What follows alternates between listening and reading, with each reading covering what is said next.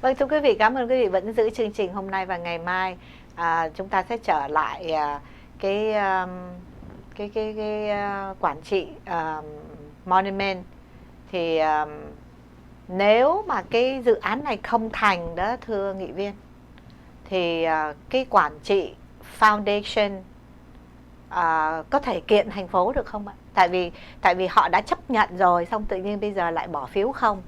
Dạ, cái chuyện mà cái hội ủy ban xây dựng tượng đài của tái chiếm cổ thành Quảng Trị đó, họ có quyền thưa bất cứ lúc nào. Đây là xứ Hoa Kỳ thì họ có quyền, họ nghĩ là nếu mà bị thiệt hại về bất cứ vấn đề gì họ có thể thưa.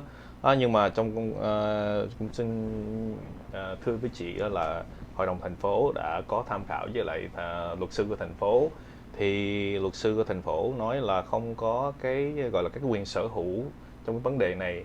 Họ thí dụ là giống như là tôi có một cái nhà, tôi muốn người ta tới xây một cái hòn non bộ trước cái nhà của mình đó, rồi xong họ xây xong rồi họ cho cái quyền sở hữu của cái hòn non bộ cho mình, mà mình có quyền, mình không có thích cái cách mà thiết kế của đó, rồi mình có quyền thay đổi, mình có quyền rút lại cái quyền của người đó xây trên cái đất của mình đó. Thì trong cái tượng đài Quảng Trị cũng như vậy, tượng đài Quảng Trị sẽ được xây trong cái phần đất của thành phố, và bởi cái hội ủy ban xây dựng tượng đài.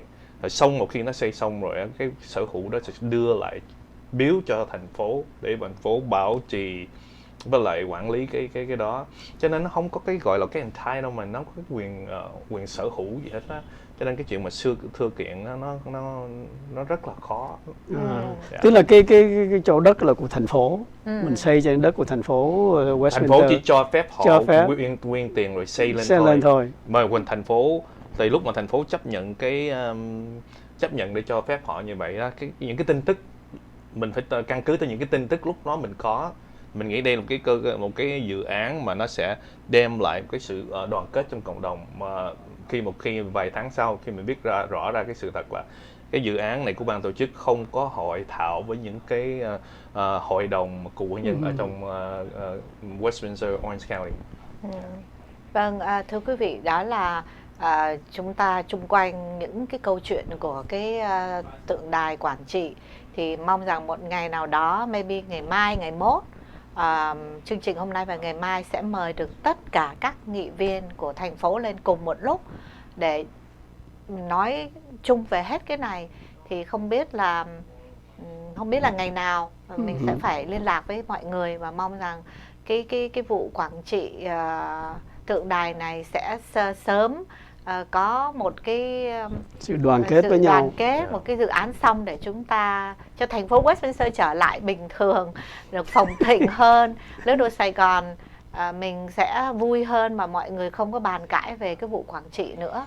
Và cái quan trọng nhất là nghị viên Tài Độ biết sao không, là đối với người Mỹ của thành phố, họ sẽ không có còn nói là người Việt Nam mình sao đòi hỏi nhiều quá, rồi cái này cái kia, thành ra đâm ra cũng có làm vấn đề.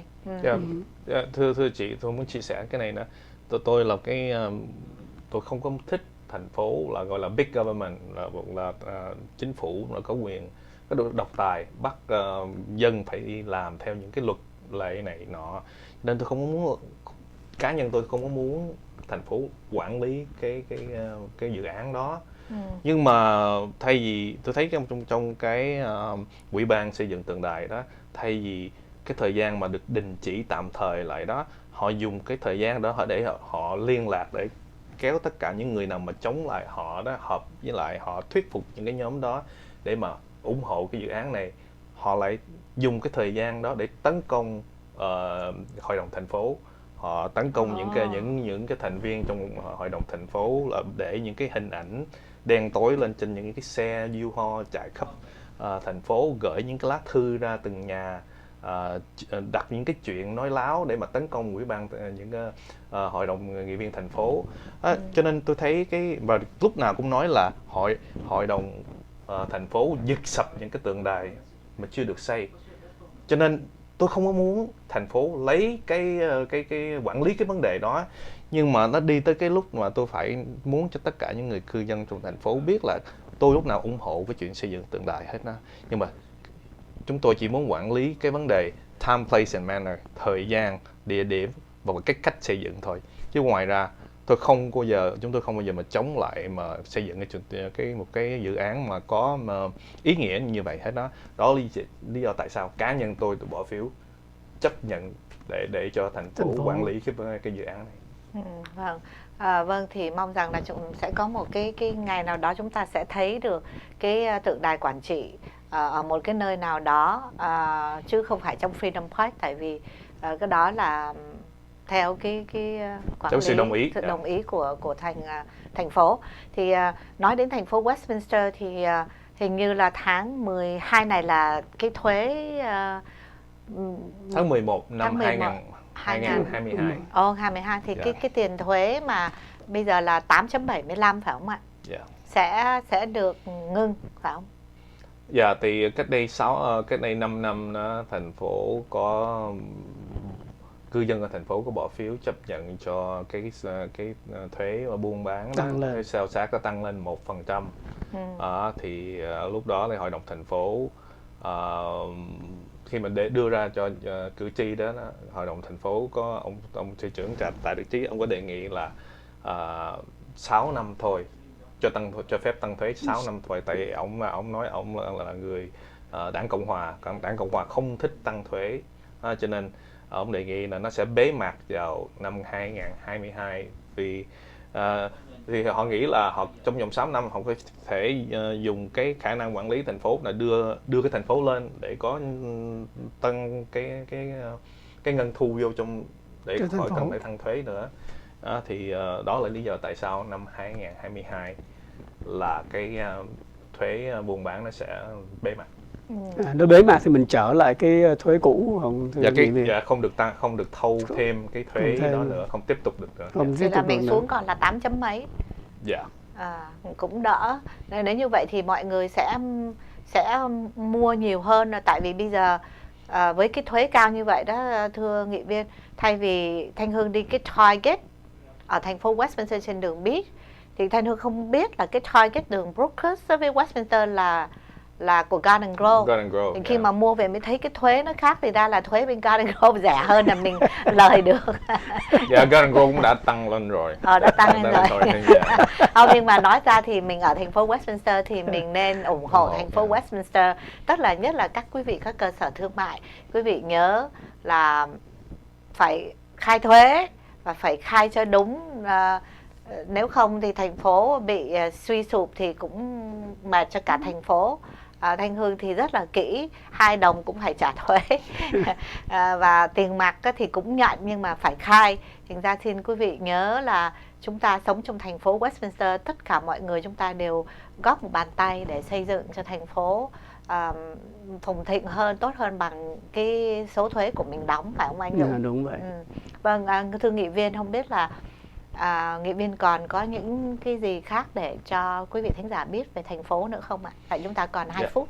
Dạ, thì tôi có đưa một cái đề nghị cho ông tổng quản trị với lại ông trưởng ty cảnh sát về làm những cái bảng để mà hướng dẫn cư dân trong thành phố, nhất là những người mà đi tới những cái cơ sở thương mại của người Việt của mình đó, mua đồ ăn đồ này nọ đó, những người mà xin ăn đó, thì những cái tấm bảng đó, những cái tờ rơi đó sẽ kêu gọi cư dân chúng ta đừng có cho tiền những người này. Đúng rồi. Tại vì những cái người này là nếu mà họ muốn cần sự giúp đỡ, có rất là nhiều cơ quan của chính phủ sẵn sàng giúp đỡ cho họ.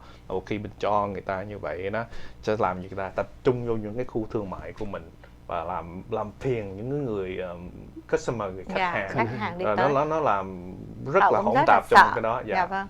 Vâng, thưa quý vị, đó là một đề nghị rất là hay, tại vì tuần trước đây thì Tuấn Dũng Thanh Hương có đi lên Arizona thưa nghị viên, thì nó có những cái bản nó ghi là you don't have to feed give the money to the homeless, nó để nguyên cái bản như vậy.